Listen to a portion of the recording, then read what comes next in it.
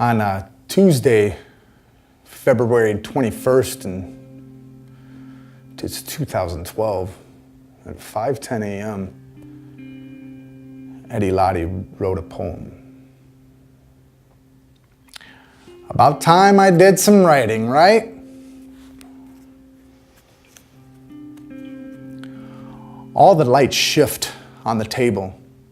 The liquids tilt with a magnetic swing. The underlying aspects remain motionless, and I careen off into a dream. My vision is gathered as spectral inspection, an analysis that my mind hasn't understood, so I'm lost for interpretation of it, the awareness elusive of inputs. I hear my worrying voice, the one that once I felt, a new symptom calls out, but it's not a thing at all, so I squelch the static and move on. There's a stupefying nature to illness, nothing short of a mental precipice breach, and as the teetering significance of reason balances out, the sickness of movement is reached.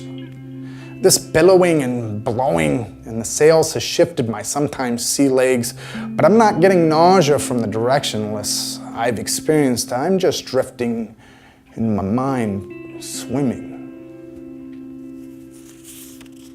Here I am, diagnosed and determined, a death laid out in my wake. Awakened to the idea and sorting this inconceivable prognosis, since I remain feeling unchanged. I'm as healthy as I've felt in forever, and fearless as can be. But denial, it seems, ashamed with because I can't back down from disagreeing. I'm strong and young, with years to crush in front of me, and I need to believe that I will continue on, because if I don't, what would become of me? The logic is clear-cut and straightforward, that a single solitary soul would cease to continue without the will to live, but the unwillingness to agree with the overbearing weight of the evidence that sits staring back at me is superbly stunning. The odds are not at all in my favor. I told my doctor I must have hit the jackpot when he told me I had a second cancer. That second cancer wasn't an ordinary cancer either. It was extremely rare, so of course I had it too. In my colon, 2 tumors, both different cancers. And the likeliness that they will react to treatment aren't good at all, so I have no business thinking I'll get better not the way they see it. I have it throughout my torso.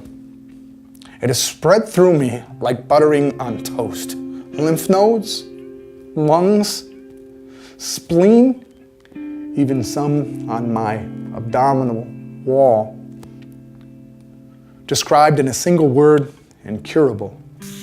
What do you do with that? You swallow hard and try to digest it as good as you possibly can, right? Or maybe clear your throat and spit it out, but it's made it to that point of no return, so you have to let it wriggle around inside you and work its way out. This is a conundrum, an elevated crack to stumble over and trip on. But this existential quagmire I'm in will work its way out at some point, even if it kills me. I mean, that's really the worst thing that can happen to me. I could die. And I don't fear death, since I won't be alive to experience it. I won't have anything to overcome in absence of life. I have no memory of anything before I was born, no concept of pre-birth, and no misconceptions about death. It is final. So, here I sit, an atheist through and through, a man who has contemplated death many a tiresome night, and now, faced with it, with such immediacy, I dismiss its fateful hand and believe I can shrug its grip. What else should I do but spitefully sneer at it, cloaked in black, the color I assume cancer takes on inside me?